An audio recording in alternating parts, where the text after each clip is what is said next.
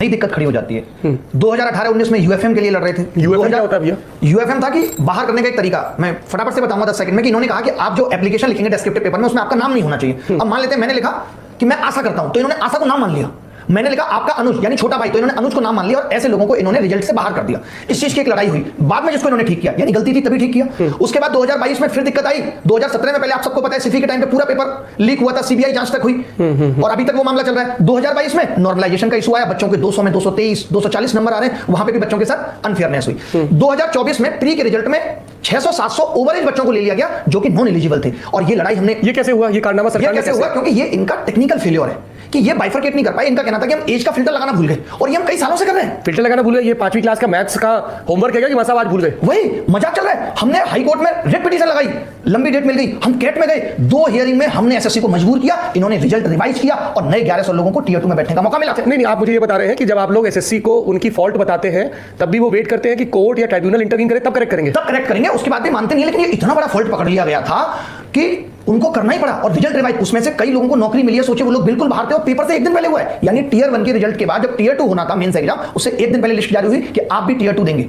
तो वहां पे एसएससी का फॉल्ट था। 2024 का मेंस का रिजल्ट आया तो वहां नॉर्मलाइजेशन इतना बड़ा फॉल्ट निकल के आया कि जिस बच्चे के 390 में 344 नंबर है उसको सिलेक्शन नहीं मिला, लेकिन 298 वाला ले गया। ये आपकी कहां की फेयर? कमाल कैसे हुआ? ये नॉर्मलाइजेशन से। एक पेपर बहुत मुश्किल पूछ लिया गया, एक पेपर बहुत आसान। लाइक अब आप 100 नंबर के पेपर में एबीसीडी लिखा रहे हैं, बच्चा 3 मिनट में लिख के बैठ गया, पेपर 1 घंटे का है, तो उसके 57 मिनट उसके बाद जो बचे हैं वो कैसे परफॉर्म करे? अगर आपने सरल पेपर पूछा है, इसमें उस बच्चे की क्या गलती है कि आप एक पेपर नहीं बैलेंस कर सकते? उसमें 19 सवाल इन्होंने माना कि गलत पूछे गए और 19 सवालों के बदले ये बच्चों से कहते हैं कि आप 100 रुपए लेके बताओ, देकर हमें बताओ कि कौन कौन सा सवाल गलत है। प्री के उसके पैसे भी बच्चे देते 100 रुपए लेते हैं। सोचिए 19 सवाल गलत, उसके बाद पैसे देने के बाद भी क्या हुआ? गलतियां भी कैसी थी आपको बताता हूं। आप ऐसे समझिए कि who is the founder of Lallan top? जवाब है सौरभ द्विवेदी, दुनिया जानती है। अब फाउंडर की स्पेलिंग में FOUNDAR हो जाता है, मुझे फर्क नहीं पड़ेगा, मैं जानता हूं कि इसका आंसर है सौरभ द्विवेदी। एक बच्चा जिसको ये पता ही नहीं है तो वो नहीं लगा पाएगा इसका आंसर। इन्होंने क्या किया? उसका मार्क्स टू ऑल कर दिया, सबको दे दिया 3-3 नंबर, क्योंकि फाउंडर की स्पेलिंग गलत है। तो यानी जिस बच्चे को आता था वो सवाल, वो तो बराबर आगे जिसको नहीं आता था उसके। इस तरीके से 19 सवालों में मार्क्स टू ऑल दिया इन्होंने।